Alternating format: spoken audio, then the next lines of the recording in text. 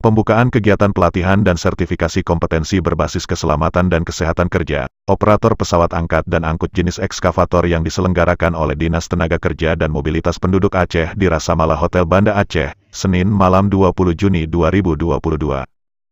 Tujuan daripada kegiatan ini adalah meningkatkan pengetahuan, keahlian, keterampilan dan sikap untuk dapat melaksanakan tugas sebagai seorang operator pesawat angkat dan angkut yang handal dan profesional dan meminimalisir kecelakaan kerja dari pemakaian pesawat angkat angkut sehingga dapat menimbulkan berbagai macam kerugian, yaitu alat produksi, bahan produksi atau perlengkapan kerja serta penurunan kualitas dan kuantitas hasil produksi.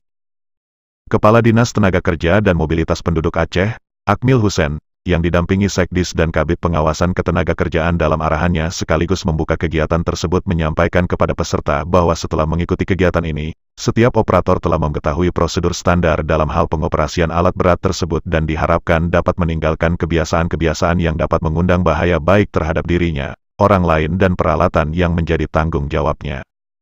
Akmil Hussein juga menambahkan, bahwa selain pemateri lokal juga didatangkan pemateri dari Sumatera Utara pada kegiatan ini. Beliau juga berharap kepada peserta dapat memanfaatkan pelatihan ini untuk dapat mengambil ilmu-ilmu yang nantinya dapat diterapkan di lingkungan pekerjaan, demikian katanya. Bagi peserta yang dinyatakan lulus ujian teori, praktek dan seminar akan mendapatkan sertifikat dan kompetensi kelulusan dari Direktorat Jenderal Pembinaan Pengawasan Ketenagakerjaan Kementerian Ketenagakerjaan Republik Indonesia. Kegiatan ini dilaksanakan dari tanggal 21 sampai dengan tanggal 25 Juni tahun 2022 di Rasamal Hotel Banda Aceh dengan jumlah peserta sebanyak 25 orang dari perwakilan perusahaan yang ada di Kabupaten Kota se-Aceh dan merupakan petugas operator alat berat jenis ekskavator.